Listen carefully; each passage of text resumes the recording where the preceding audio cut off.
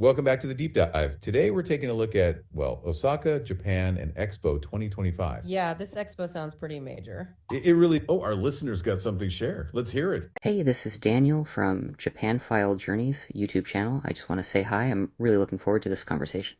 Oh, wow, Daniel from Japan File Journeys. That's fantastic. Really glad to have you tuning in. Hey, Daniel, a big hello from us. We're really excited you're here and looking forward to your thoughts as we dive into this. Absolutely. Knowing you're familiar with Japan, your perspective on this expo would be super valuable. Yeah, any insights you have from your neck of the woods would be amazing to hear. So glad you joined us. Okay, so where were we? We were just about to get into the details of the expo itself. Definitely. For this deep dive, we're looking at a YouTube transcript that covers some of the highlights.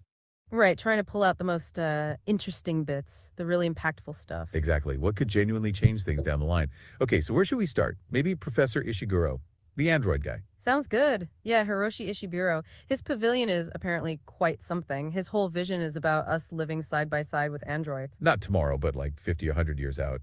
It makes you think, doesn't it, Daniel? What are your initial thoughts on that kind of future? Yeah. I don't know, it's like scary and exciting all at the same time. That's a really honest reaction, Daniel. I think a lot of people feel that way. Absolutely. There's a thrill to the unknown, but also a natural apprehension about big changes. Okay, let's unpack this a bit. Ishiguro's pavilion sounds intense. Yeah, get this. Visitors can actually operate over 40 of them. Operate them how? Like give them instructions or something? Like avatars, remotely control them. It's a bit mind-blowing. Wow. That's pretty wild. And these aren't just delicate prototypes, right? No, they need to handle a lot of interaction over 6 months. Apparently so. Built tough enough to last the whole show. Impressive. And the pavilion has different areas, right? Right. It starts with historical Japanese artifacts. A nod to the past before this big technological leap. Then it jumps to 2075 and how we might be living. A glimpse into the more near-term future. And then even further, Maharoba life in the next millennium. Maharoba.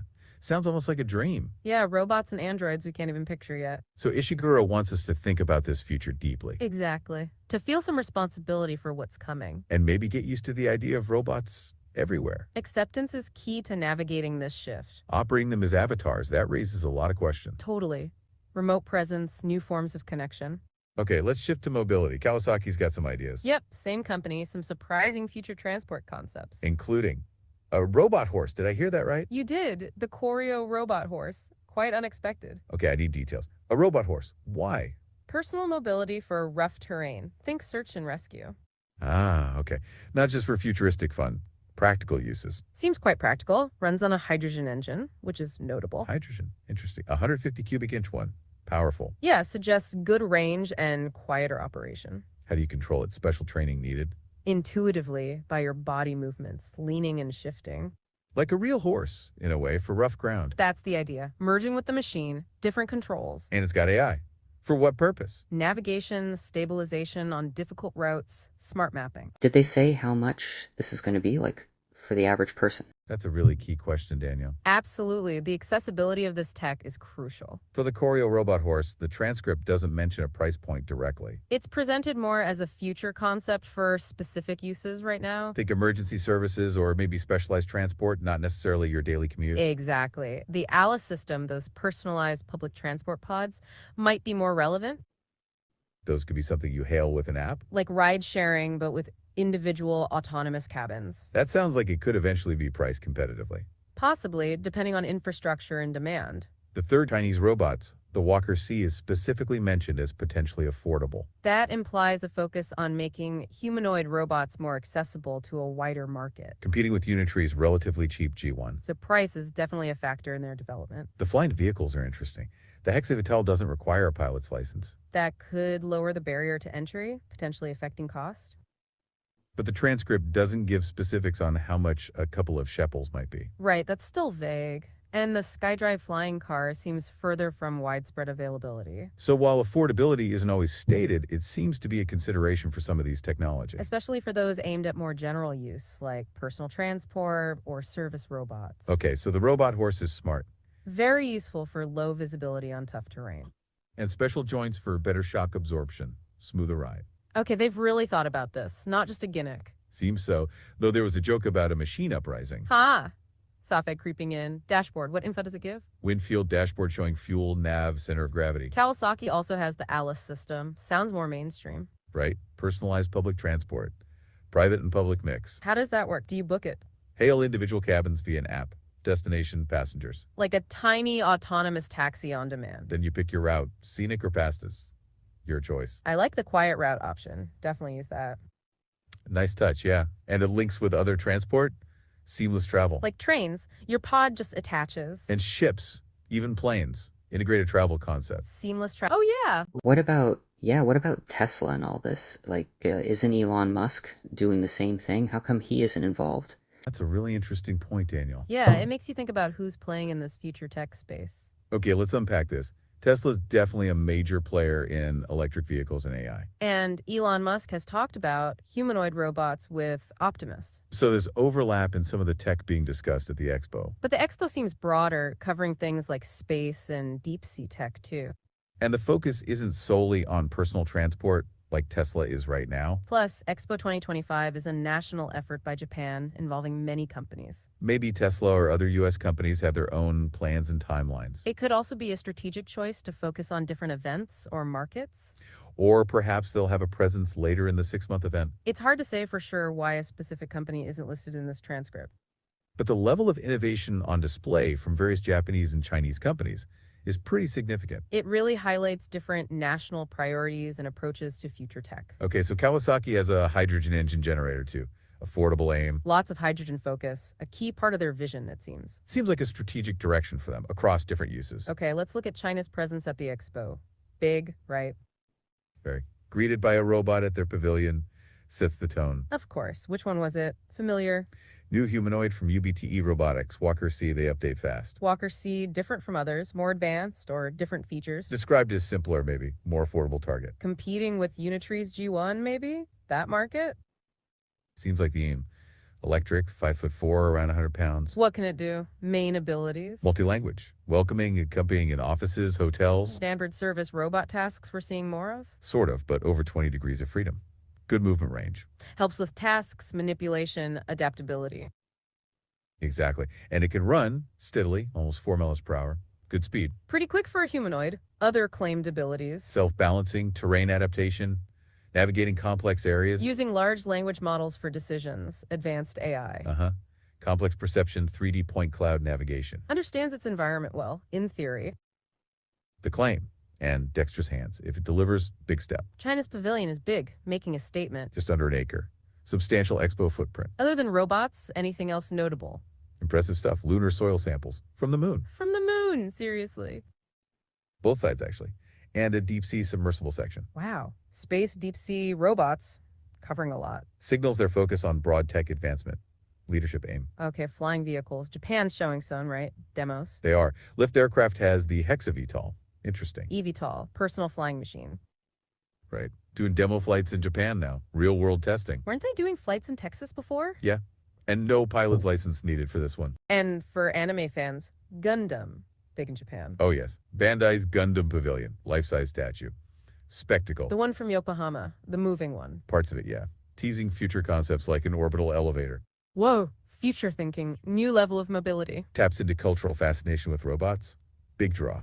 Okay, beyond the expo. Figure the humanoid company. Yes. Right. Robot learning to walk more human-like. Big step. Big deal for bipedal robots. Natural movement is hard. Significant milestone. But back and forth about BMW. Oh, what happened? Heard something. Initial reports may be overblown. BMW clarified one robot mainly. Okay, managing expectations. Easy to overhype. Kind of, but new info. Figure robot on a real line this year. Doing what? What tasks? Moving a car part for welding, collaboration moving forward. Shows factory integration is a process. Takes time. It takes time, complex real-world factory environments. Okay, this next one. Sounds like pure sci-fi.